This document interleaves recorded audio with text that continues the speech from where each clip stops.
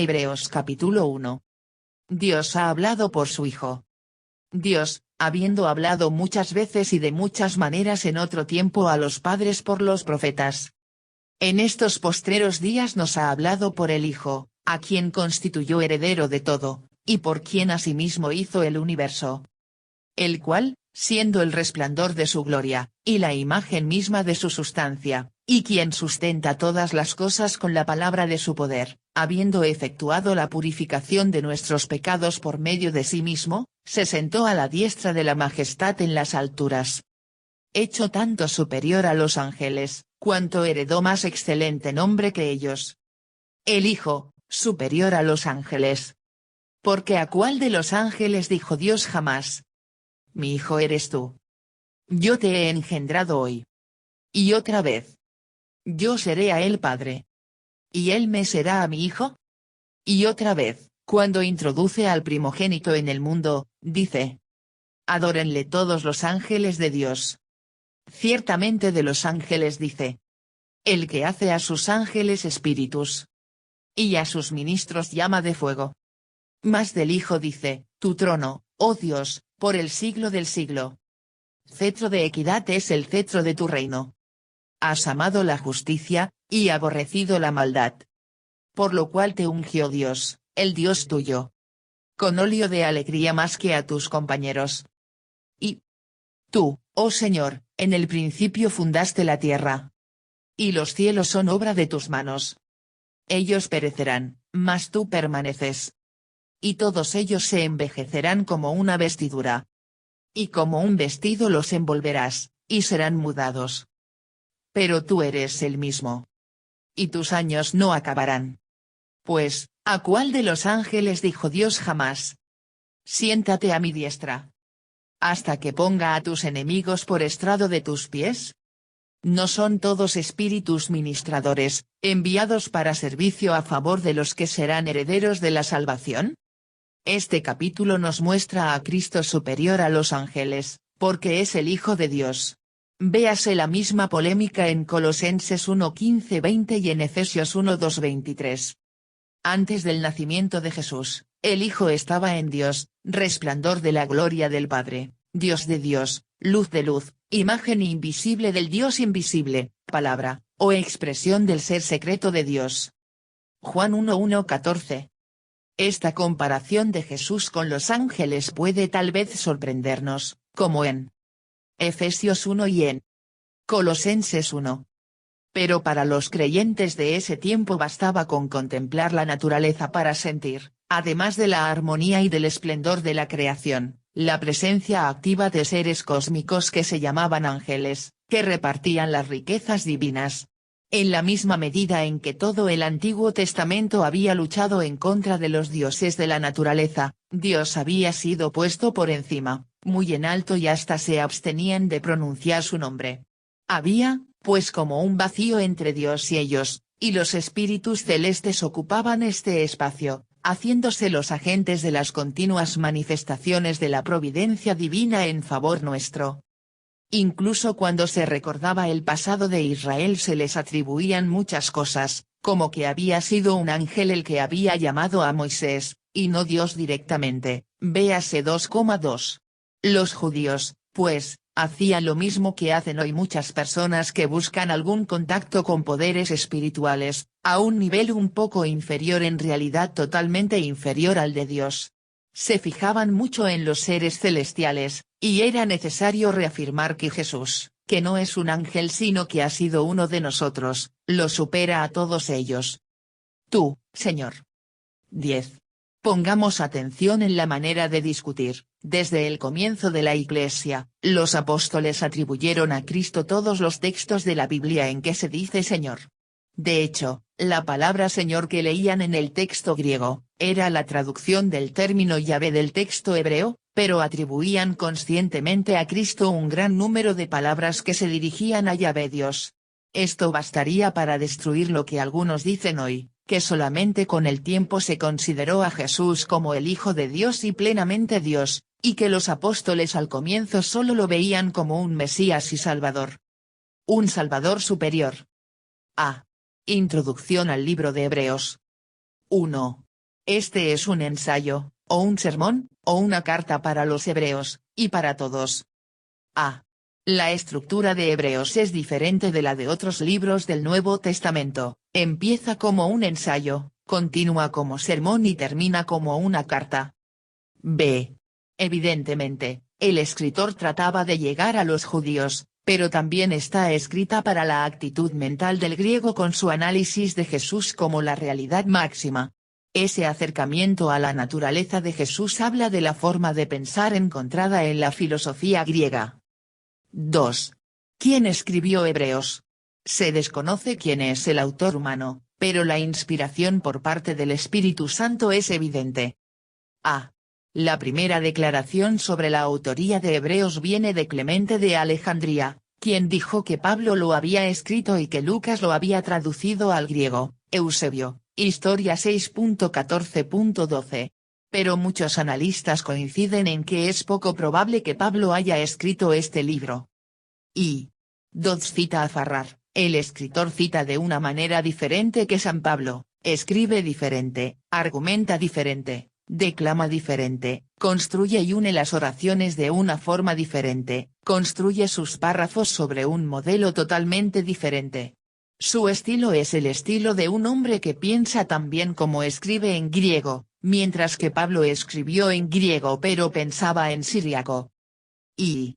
Bruce cita a Calvin, su estilo y forma de enseñanza son muestras suficientes de que Pablo no fue el autor, y el mismo escritor confiesa en el segundo capítulo, Hebreos 2.2.3, que él fue uno de los discípulos de los apóstoles, lo cual es algo muy diferente de lo que Pablo decía de sí mismo. B.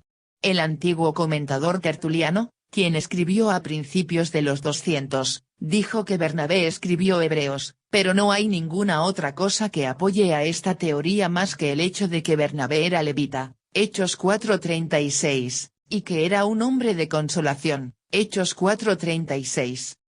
C. Martín Lutero creyó que Apolo escribió el libro de Hebreos, porque Hechos dice que Apolo era elocuente y tenía gran dominio del Antiguo Testamento, Hechos 18:24. D. Adolf Arnack pensó que Priscila, con su esposo Aquila, escribió Hebreos, y que permaneció anónima para ocultar lo controversial de su autoría femenina.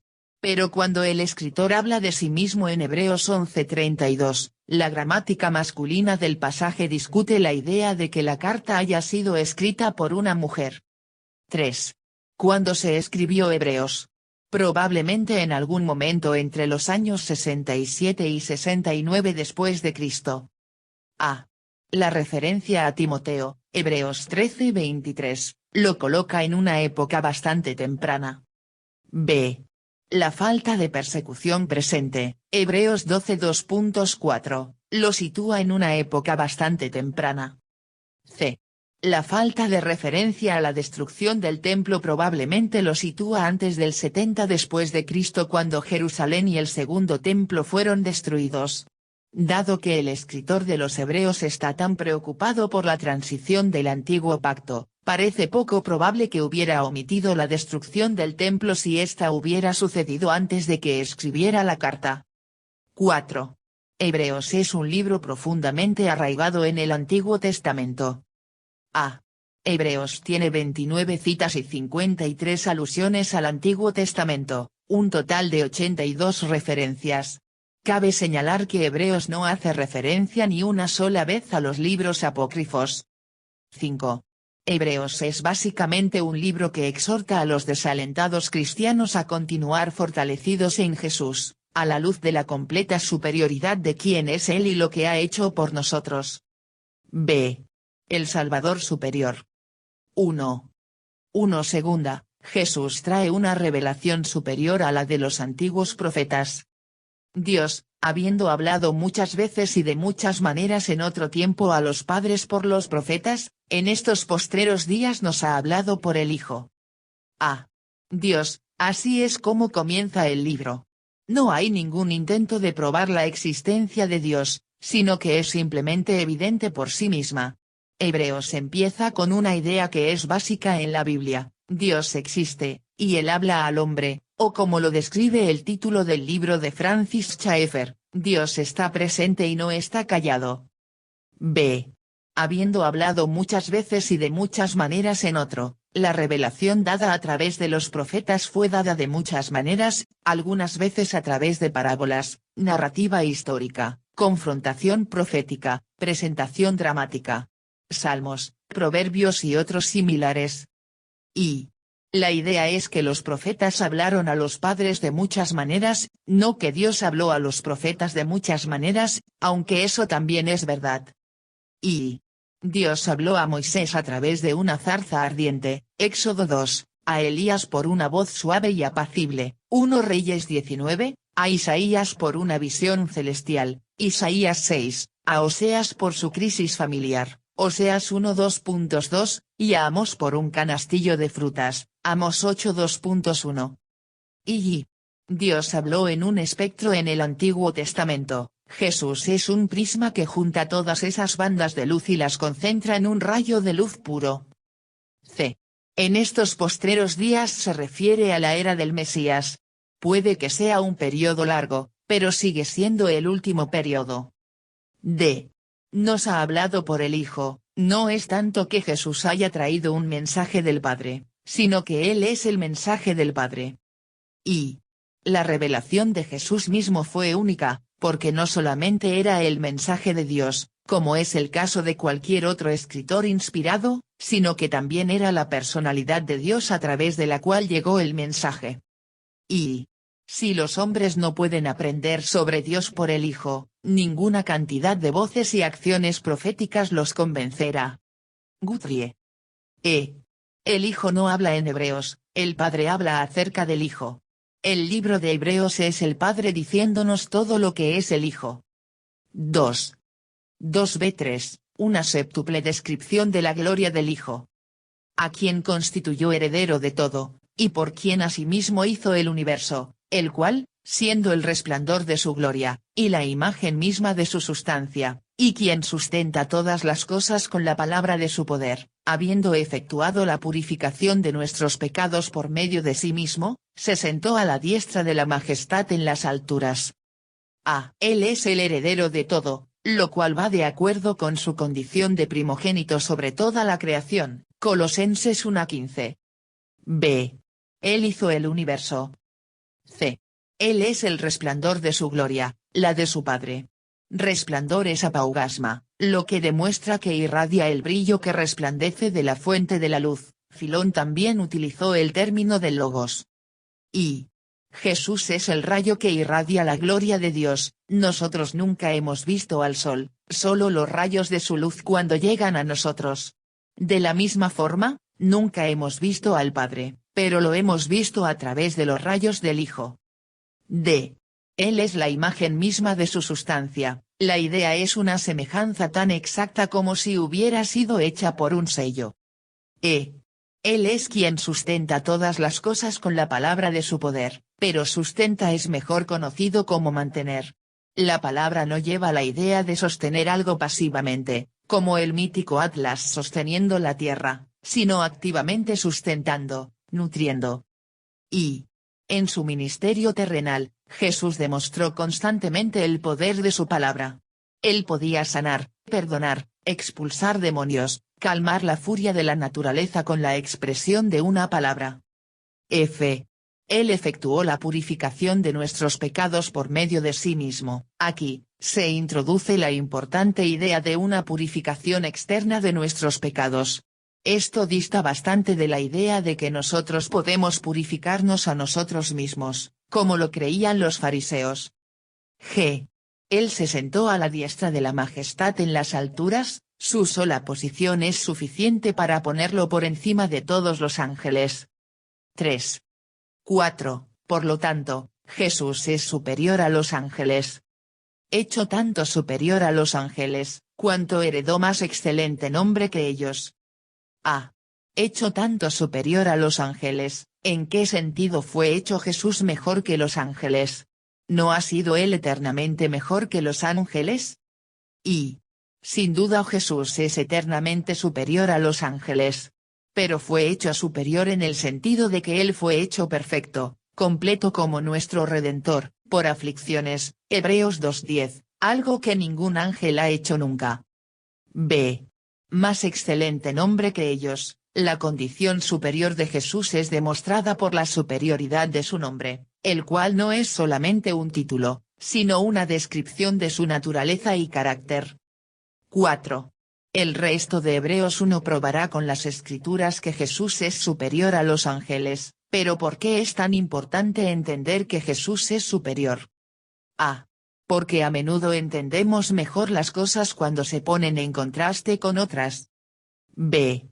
Porque el antiguo pacto vino a Moisés por manos de los ángeles, pero un mejor pacto llegó a través de un ser superior, Jesús. Pudo haber sido fácil para los judíos del primer siglo desechar el Evangelio, pensando que llegó por manos de simples hombres, los apóstoles. Pero aquí vemos la llegada divina, superior a lo angelical, de Evangelio. C. Porque había una tendencia peligrosa a adorar a los ángeles, que se estaba desarrollando en la iglesia primitiva, Colosenses 2:18, Gálatas 1:2.8, y Hebreos demuestra que Jesús está por encima de cualquier ángel. D. Porque había una idea herética de que Jesús mismo era un ángel, un concepto que degrada su gloria y su majestad. E. Porque entender que Jesús es superior a los ángeles nos ayuda a entender cómo Él es mejor que cualquier otro que compita contra Él en nuestras vidas. Y, en este sentido, el propósito de Hebreos es como el propósito de la transfiguración. Cada uno de ellos pudiera gritar y decir, este es mi Hijo amado, a él oíd. Marcos 9:2.7. C. Las Escrituras prueban que Jesús es superior a los ángeles. 1. 5. Jesús es superior a los ángeles porque Él es el Hijo de Dios, como se muestra en Salmos 2:2.7 y 2 de Samuel 7:14. Porque, ¿a cuál de los ángeles dijo Dios jamás, mi hijo eres tú, yo te he engendrado hoy, y otra vez, yo seré a él padre, y él me será a mí hijo? A. El nombre más excelente de Hebreos 1:2.4 es el de hijo, a pesar de que los ángeles hayan podido ser llamados colectivamente hijos de Dios, Job 1:2.6, ningún ángel recibió nunca ese título individualmente. B. Yo te he engendrado hoy. Engendrado habla de la igualdad de sustancia y esencia natural entre el Padre y el Hijo, significa que el Padre y el Hijo comparten el mismo ser. C. Debemos evitar la tendencia de promover la deidad de Jesús a expensas de su humanidad. La encarnación significa que Él es completamente Dios y completamente hombre, ningún libro hace más hincapié en ambos temas que el libro de Hebreos. 2. 6-7, Jesús es superior a los ángeles porque éstos adoran y sirven a Jesús, quien es su Dios, como se muestra en Deuteronomio 32:2.43, en la Septuaginta y en los rollos del Mar Muerto, y en Salmos 104:2.4. Y otra vez, cuando introduce al primogénito en el mundo, dice, adórenle todos los ángeles de Dios. Ciertamente de los ángeles dice, el que hace a sus ángeles espíritus, y a sus ministros llama de fuego. A. Primogénito era tanto un concepto como una designación para el que había nacido primero, como el primogénito era el primero en la línea y recibía la posición de favor y honor, el título primogénito podía ser dado para indicar que alguien tenía el más alto honor y posición. Y a muchos de aquellos no nacidos primero se les ha dado el título de primogénito. David es un ejemplo de esto, Salmo 89:2.27, y también Efraín, Jeremías 31:2.9. Y, de acuerdo con el rabino Bechai, que es citado por la Itfod, los antiguos rabinos llamaban al mismo Yahvé el primogénito del mundo. Este era un título, no una descripción de origen. Y los rabinos usaban la palabra primogénito específicamente como un título mesiánico. Un antiguo rabino escribió: Dios dijo, como yo hice primogénito a Jacob, Éxodo 4:22, también haré al rey Mesías un primogénito, Salmos 89:2.28. B. Adórenle todos los ángeles de Dios. Jesús es superior porque Él es objeto de la adoración angelical, no un adorador angelical. Ellos lo adoran, Él no adora entre ellos. Y Apocalipsis 5 nos da un vistazo de la adoración a Jesús por parte de los ángeles. C. Además, Jesús es el Señor de los ángeles. Ellos son sus ángeles y sus ministros. 3.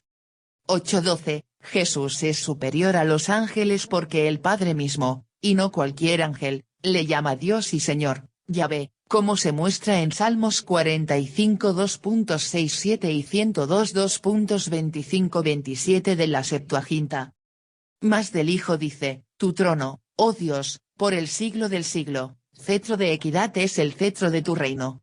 Has amado la justicia, y aborrecido la maldad, por lo cual te ungió Dios, el Dios tuyo, con óleo de alegría más que a tus compañeros. Y, tú, oh Señor, en el principio fundaste la tierra, y los cielos son obra de tus manos. Ellos perecerán, mas tú permaneces, y todos ellos se envejecerán como una vestidura, y como un vestido los envolverás, y serán mudados, pero tú eres el mismo, y tus años no acabarán. Tu trono, oh Dios, con la simple forma de dirigirse a él es suficiente, el Padre llama al Hijo Dios. Y algunos argumentan que hay muchos en la Biblia llamados dioses, como Satanás, 2 de Corintios 4 2.4, y jueces terrenales, Salmos 82 2.1 y 6. Por lo que dicen, ¿y qué si Jesús es llamado Dios? Pero esos otros son supuestos dioses, que pretenden el trono. Si Jesús no fuera el Dios verdadero, él es un Dios falso, como Satanás y los jueces perversos del Salmo 82.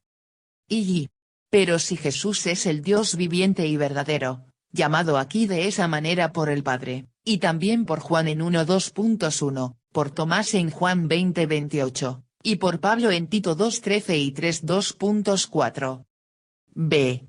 Por lo cual te ungió Dios, el Dios tuyo. Este pasaje muestra la increíble interacción entre las personas de la Trinidad. Dios, el Dios tuyo habla del Padre, y su posición y autoridad sobre la segunda persona de la Trinidad, te habla del Hijo, ungió tiene en mente el ministerio y la presencia del Espíritu Santo, la tercera persona de la Trinidad. C. El Hijo no solo es llamado Dios, sino Señor, Yahvé, también, Hebreos 1:10. Y el Hijo es descrito con atributos que solo Dios tiene. Y Jesucristo, la segunda persona de la Trinidad, es el Creador, oh Señor, en el principio fundaste la tierra. Y Jesucristo, la segunda persona de la Trinidad, es autoexistente, ellos perecerán, mas tú permaneces. Y Jesucristo, la segunda persona de la Trinidad, es soberano, y como un vestido los envolverás, y serán mudados. Y Jesucristo, la segunda persona de la Trinidad, es inmutable, invariable, tú eres el mismo, y eterno, y tus años no acabarán. 4. 13-14, Jesús es superior a los ángeles porque se ha sentado, habiendo completado su obra, mientras que los ángeles trabajan continuamente, como se muestra en Salmos 110 2.1. Pues, ¿a cuál de los ángeles dijo Dios jamás, siéntate a mi diestra, hasta que ponga a tus enemigos por estrado de tus pies? ¿No son todos espíritus ministradores, enviados para servicio a favor de los que serán herederos de la salvación? Siéntate a mi diestra, cualquiera que se siente en la presencia divina muestra que tiene todo el derecho de estar ahí, no hay asientos cerca del trono de Dios para los ángeles, porque siempre están alabando a Dios y sirviéndole. B. No es bueno estar demasiado cómodo en la presencia de la majestad. Hay una historia acerca de un hombre llamado Lear que fue contratado para dar clases de arte a la reina Victoria. Las cosas estaban yendo bien, y Lear empezó a sentirse como en casa en el palacio. Él disfrutaba de estar frente al fuego, apoyándose en la chimenea y calentándose relajadamente, pero cada vez que lo hacía, uno de los asistentes de la reina lo invitaba a ver algo del otro lado de la habitación, haciendo lo que se moviera. Nadie se lo explicó, pero después de un tiempo comprendió la idea. Los buenos modales dictaban que estaba mal que un sujeto tuviera una actitud tan relajada en la presencia de su reina. C. ¿A cuál de los ángeles dijo Dios jamás, siéntate a mi diestra. De la misma manera, los ángeles no se relajan en la presencia de Dios. Ellos permanecen de pie ante el Padre, pero el Hijo se sienta porque Él no es un súbdito, Él es el soberano.